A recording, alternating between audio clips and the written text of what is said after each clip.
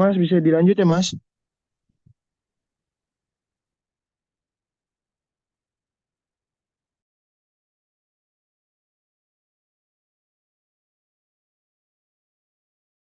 Silakan dimulai.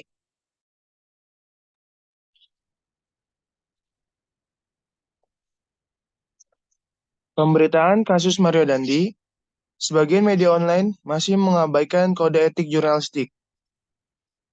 Hal ini disampaikan oleh Ketua Bidang Gender, Anak dan Kelompok Marginal AJI Indonesia, Nani Afrida, yang melakukan monitoring pada sejumlah media online.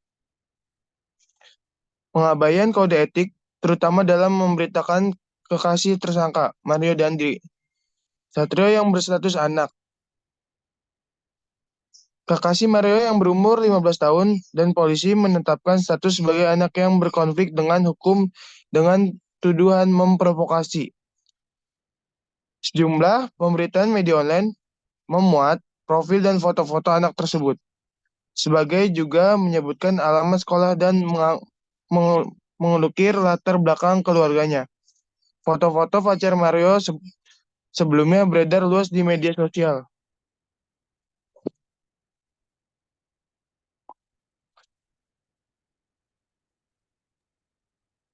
Saya lanjut, Mas. Jadi, eh, isu yang kelompok kita bawa itu tentang etika jurnalistik.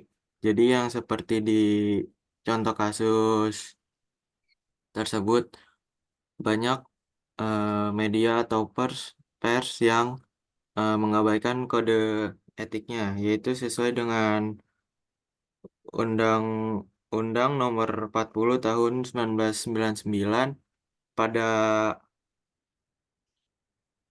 pasal 5. Di situ seharusnya media atau pers nggak boleh menyiarkan atau mengungkapkan identitas dari korban tersebut.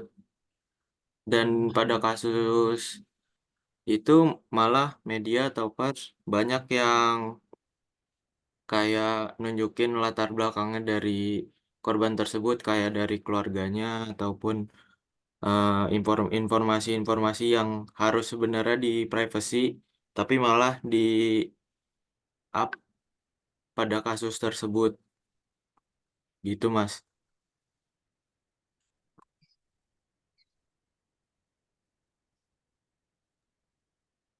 Ya Mas, selanjutnya ini nggak cuman hanya Aji Indonesia yang kayak wanti-wanti untuk tidak menyebarkan. Ini kan karena pelakunya juga masih anak-anak, jadi pedoman pemberitaan ramah anak juga bilang atau menyebutkan bahwa wartawan tuh harus merahasiakan identitas anak dalam pemberitaan informasi tentang anak, khususnya yang diduga, disangka, kayak didakwa, itu melakukan pelanggaran hukum atau dipidanakan atas kejahatannya.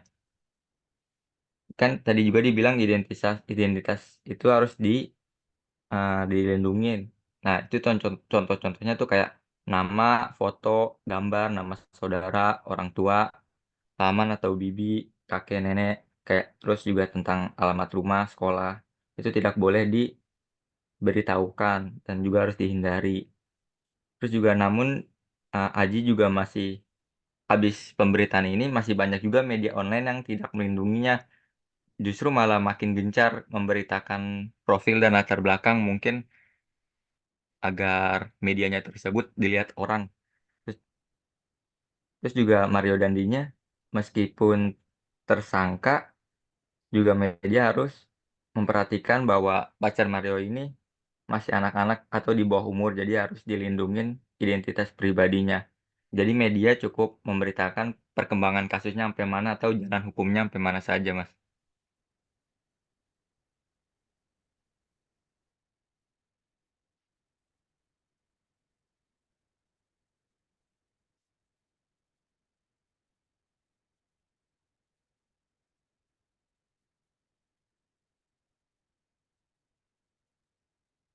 Nah, selanjutnya Mas, jadi Aji itu menyayangkan Mas, sebagian pemberitaan media massa ini yang tidak berspektif pada anak.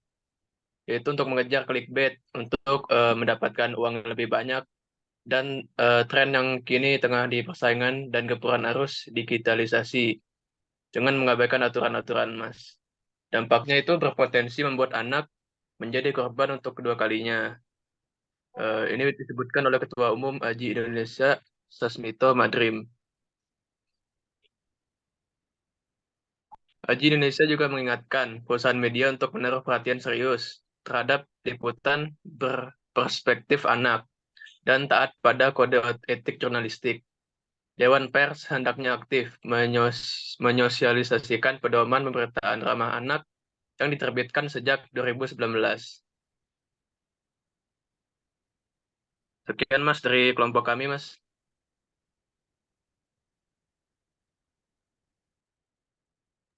Ya, terkait dengan apa yang sudah disampaikan, sebetulnya sebaiknya nanti kalau presentasi, karena Anda di-record ya, nah itu nanti dibuka ya, siapa yang berbicara setidaknya ya, agar kelihatan ketika tampil di video ya. Karena ini penting juga menjadi bagian yang penyajian videonya nanti ya, itu juga harus sebetulnya lebih baik ya kalau misalnya ada tampilannya. Tapi itu ini masukan ya. Jadi nanti untuk yang lain ya, khususnya terkait dengan diskusinya, sebaiknya nanti yang berbicara bisa open ya, divideokan ya, artinya videonya open. Nah tapi gini ya, jadi kalau kita kaitkan dengan kasus yang diangkat ini, memang hampir semua media ya, jadi bukan satu dua media, bahkan semuanya menyebutkan ya, menyebutkan korbannya, menyebutkan pelakunya gitu ya, menyebutkan juga korban yang sebetulnya korban juga tuh yang perempuannya ya, karena kan berawal dari kasus perempuan itu ya.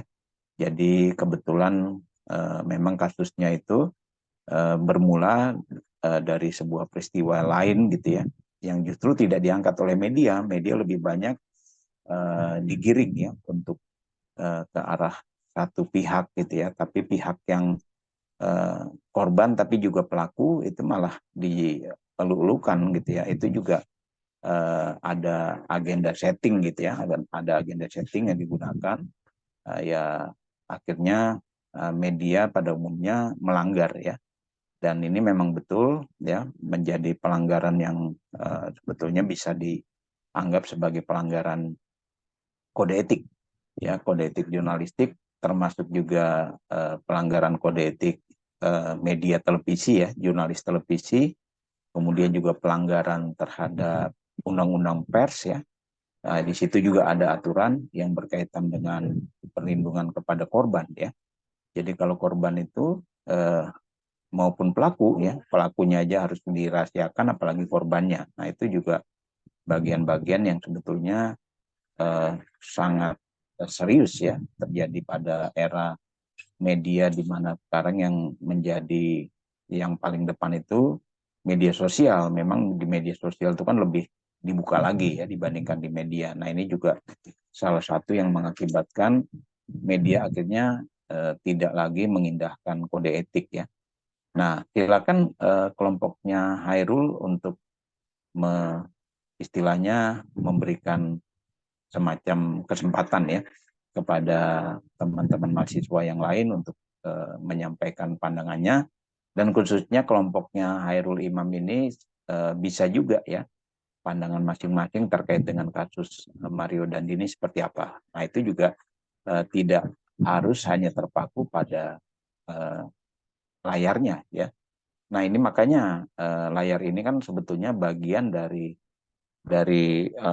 framing juga ya, apa yang dilakukan oleh Aji ini kan juga framing ya, jadi mereka juga tidak semua ditampilkan gitu ya. Nah itulah pentingnya Anda membuat laporan yang tertulis juga gitu ya, termasuk yang lain nanti ya. Jadi bukan hanya video nanti yang ditampilkan oleh Anda yang menjadi karya mahasiswa ya, menjadi proyek dari kelas kita, kelas hari ini. Nah itu juga ada dalam bentuk narasinya ya. Jadi narasi itu nanti Anda bisa juga buat PPT gitu ya, tapi bisa juga dalam bentuk tertulis makalah gitu ya. Jadi kelompok ini bisa menulis terkait dengan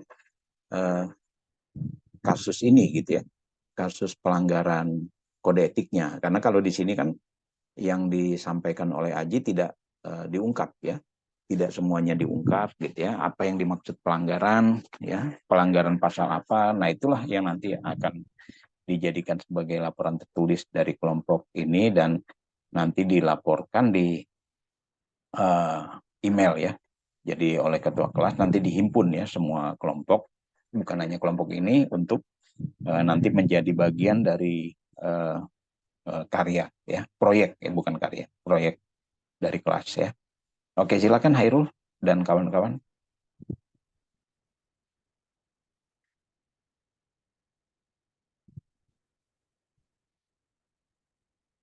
Ya, ada closing statement gitu ya atau apa terkait dengan kasus ini, silakan.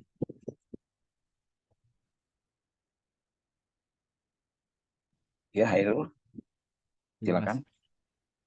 Mungkin kalau dari kelompok kami kayak menyarankan, ini kan ada peraturannya Mas gitu Mas dari undang-undangnya gitu Mas.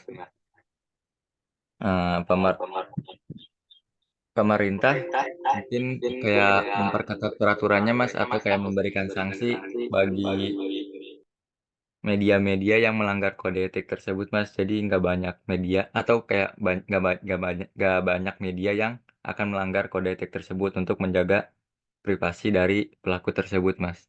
Itu aja sih Mas dari kelompok kami Mas. Ya, baik.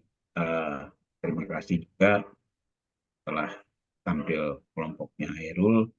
Ya, yang lain tinggal melihat ya apa yang sudah dilaksanakan kelompok sebelumnya dan kelompok berikutnya bisa memanfaatkan. Karena memang kita ini sama-sama ya untuk menyelenggarakan kegiatan belajarnya, walaupun kasusnya itu beragam ya. Kasus yang diangkat termasuk yang barusan ini memang banyak terjadi pelanggaran kode etik ya, pelanggaran kode etik jurnalistik yang memang sangat serius ya. Dan itu tentu saja juga keberimbangan ya, posisi keberimbangan berita itu sangat penting, di mana banyak media yang sebetulnya kurang ya, kurang membuat keberimbangan berita ya. Jadi mereka cenderung diangkat untuk kepentingan beritanya menjadi konsumsi viral gitu ya, viral atau bisa disebut sebagai berita yang trending ya. Oke, berikutnya kelompok yang kita berikan